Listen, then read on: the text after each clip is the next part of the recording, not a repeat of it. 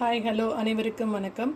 File number 1, file number 2, file number 3 இருக்குது. Okay, இதில் வந்து உங்களுக்கு எது ரொம்ப அட்ராக்ட் ஆகுதோ அந்த பைலை நீங்கள் செலக்ட் பண்ணிக்கோங்க. உங்களுடைய பர்சன் உங்களுக்கு சொல்கிற மனசுக்குள்ளே நினச்சிட்ருக்க விஷயம் அதுதான் நம்ம என்னன்றதை நம்ம பார்க்க போகிறோம். ஓகே, இப்போ பைல் நம்பர் 1க்கு என்ன சொல்கிறாங்கன்னு சொல்லிட்டு பார்க்கலாம். பைல் நம்பர் 2 கொஞ்சம் தள்ளி வச்சுட்டு file number 1, I feel sorry for doubting. அதாவது நான் உன்னை வந்து சந்தேகப்பட்டிருக்கக்கூடாது, நான் அதுக்கு வந்து மனதார சாரி கேட்டுக்கிறேன் அப்படின்னு சொல்கிறாங்க. ஓகே, நான் வந்து உன்னை இன்னும் நல்லா பெட்டராக வந்து அண்டர்ஸ்டாண்ட் பண்ணிவிட்டு உன்னை பெட்டராக நடத்தியிருக்கணும், நான் எனக்கு தேவையில்லாமல் கோபப்பட்டதுக்கு சாரி அப்படின்ற மாதிரி சொல்கிறாங்க. நான் இப்போ வந்து உன்னை ரொம்ப வந்து ஒரு ரொமான்டிக்காக ஃபீல் பண்ணுறேன், நீ பக்கத்தில் இருக்கணும்னு நான் நினைக்கிறேன், என்னால் உன்னை விட்டுட்டு இருக்கவே முடியல அப்படின்ற மாதிரி தான் ஃபீல் பண்ணுறாங்க.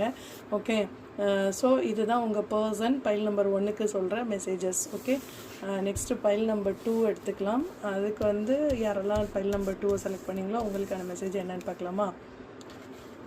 ஐ வாண்ட் டு ரீகன்சில். ஓகே, அதாவது நான் உங்ககிட்ட வந்து சமரசம் செய்து கொள்ளலாம், நம்ம 2 பேரும் பேசாமல் இப்படி இருக்கிறது நல்லாவே இல்லை, சீக்கிரம் வந்து நம்ம பேசணும் அப்படின்னு சொல்கிறாங்க. ஓகே, நீ வந்து என் வாழ்க்கையில் திருப்பி வந்து வசந்தத்தை கொண்டு வரணும், நீ என் வாழ்க்கையில் திருப்பி வரணும், ரீயூனியனுக்கான கார்டாக தான் இது தெரியுது.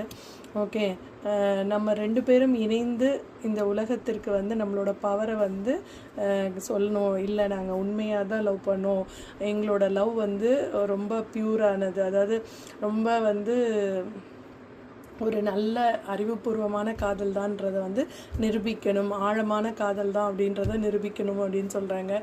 இது வந்து பைல் நம்பர் 2 செலக்ட் பண்ணவங்களுக்கு வந்த மெசேஜ். பைல் நம்பர் 3க்கு என்ன மெசேஜ் வந்திருக்கு பார்க்கலாம். அதாவது என்னோட தப்பு தான் தெரிஞ்சும் ஆனால் நான் உன்னை வந்து ப்ளேம் பண்ணேன், இதுக்கு காரணம் இந்த தப்புக்கு ரீசனுக்கு நீ தான் அப்படின்ற மாதிரி நான் உன்னை ரொம்ப காயப்படுத்திட்டேன். ஓகே, ரொம்ப நிறைய நம்மளோட ரிலேஷன்ஷிப்பில் நிறைய குழப்பத்தையும் நிறைய பிரச்சனையும் நான் தான் கொண்டு வந்தேன்னு இப்போ தான் எனக்கு புரியுது. ஓகே, நீ இல்லாமல் என்னால் வாழவே முடியாது, உனக்காக ஒவ்வொரு நிமிஷமும் நான் வந்து துடிச்சிட்ருக்கேன், ஸோ ப்ளீஸ் என்னோட வாழ்க்கையில் நீ திருப்பி வா அப்படின்ற மாதிரி தான் இருக்குது. ஸோ 3 ஃபைலுமே வந்து உங்களுக்கு வந்து ரீயூனியனுக்கான ஒரு ஃபைலாக தான் இருக்குது. ஸோ நீங்கள் வந்து உண்மையிலே அவங்க வந்து மனதார இப்படி சாரி கேட்குறாங்கன்னு உங்களுக்கு தோணுச்சுன்னா கண்டிப்பாக மன்னிச்சிடுங்க, திருப்பி புதுசாக ரெஃப்ரெஷ்ஷாக லைஃப்பை வந்து ஸ்டார்ட் பண்ணுங்கள். Okay, thank you, all the best.